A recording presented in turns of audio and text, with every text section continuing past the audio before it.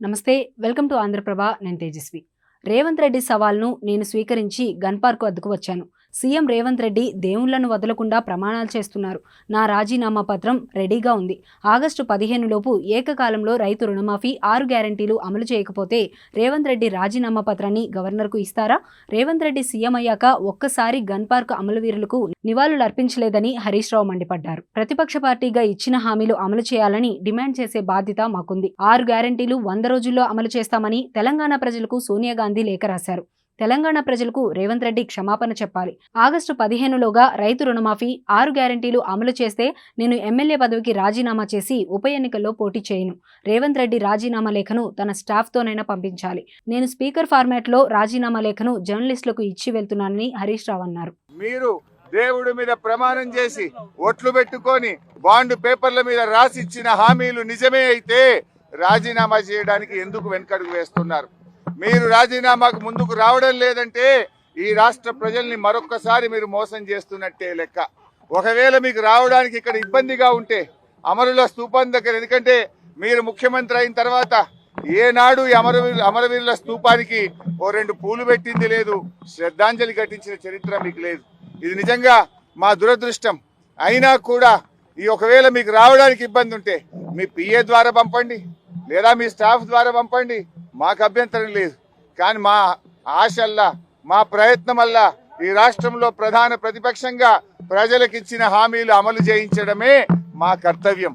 మాకు ఇక్కడ రాజకీయాల కంటే కూడా పేద ప్రజల ప్రయోజనాలు ముఖ్యం.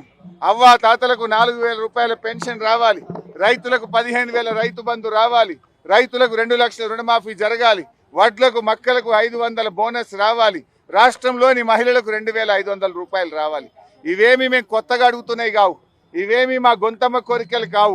ఎన్నికల ముందు మీరు కాళ్ళల్లో చేతులల్లో మొక్కి మీరు బాండ్ పేపర్ల మీద రాసిచ్చిన మాటలు. స్వయంగా సోనియా గాంధీ గారు రాష్ట్ర ప్రజలకు లేఖ రాశారు. ఈ 6 గ్యారంటీలను 100 రోజుల్లో అమలు చేయించే బాధ్యత మాది అని స్వయంగా సోనియా గాంధీ గారే రాష్ట్ర ప్రజలకు లేఖ రాశారు. అందువల్ల ఈ రాష్ట్ర ప్రజలకు మీరు ఇచ్చిన హామీలు అమలు చేయమని అడుగుతున్నాం. ముందు బేషరతుగా మీరు క్షమాపణ చెప్పాలి. ఎందుకంటే డిసెంబర్ 9న తొలి సంతకం 6 గ్యారంటీల మీద పెడతామని, రుణమాఫీ మీద పెడతామని మాట తప్పినందుకు ముందు క్షమాపణ చెప్పండి. ఇకనైనా ఆగస్టు 15 అమలు చేస్తే మాకు సంతోషం.